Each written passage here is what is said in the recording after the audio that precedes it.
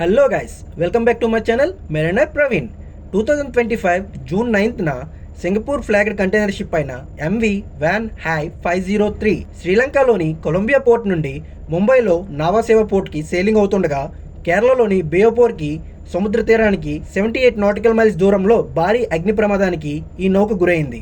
ఈ నౌక టోటల్గా 650 కంటైనర్లు మరియు 22 మంది క్రూ మెంబర్లని క్యారీ చేస్తుంది. జూన్ 9న మార్నింగ్ 10:30కి కంటైనర్స్ ఎక్స్ప్లోజన్ అవ్వడంతో ఫైర్ అనేది స్టార్ట్ అయింది.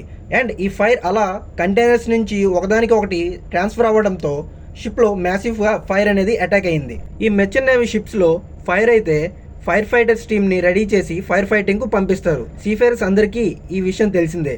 And every month fire fighting drills కూడా కండక్ట్ చేస్తారు. అలానే ఈ షిప్ మీద ఫైర్ స్టార్ట్ అవ్వగానే ఈ షిప్లో ఉన్న ఫైర్ ఫైటింగ్ టీంలో ఉన్న 4 మెంబర్స్ ఈ ఫైర్ని ఫైర్ ఫైటింగ్ చేసి కంట్రోల్ చేయడానికి వెళ్ళారు. బట్ సాడ్లీ ఈ ఫైర్ ఫైటింగ్ చేయడానికి వెళ్ళిన 4 క్రూ మెంబర్స్ ఎవరు కూడా కనిపించకుండా పోయారు. ఈ ఫైర్ ఫైటర్స్లో 2 తైవాన్, ఒకరు ఇండోనేషియా అండ్ ఒకరు మయన్మార్ క్రూ ఉన్నారు.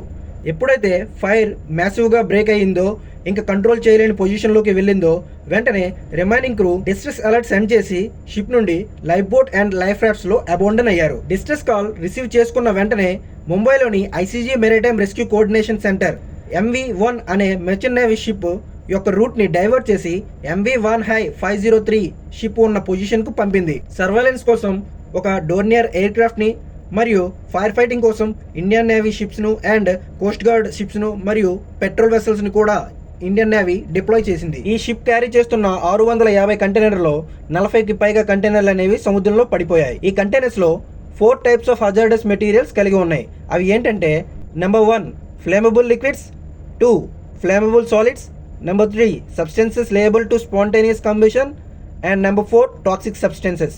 ఈ రకమైన హజార్డస్ క్లాస్ టైప్ మెటీరియల్స్ అనేవి ఫైర్ ని స్ప్రెడ్ చేస్తూ షిప్ కంటైనర్స్ ని ఎక్స్ప్లోడ్ అవ్వడానికి మెయిన్ రీజన్ అయ్యాయి. ఈ షిప్ లో ఉన్న 22 క్రూ మెంబర్స్ లో 18 crew members Indian navy and coast guard చేత రెస్క్యూ చేయబడ్డారు అండ్ 4 మెంబర్స్ స్టిల్ మిస్సింగ్.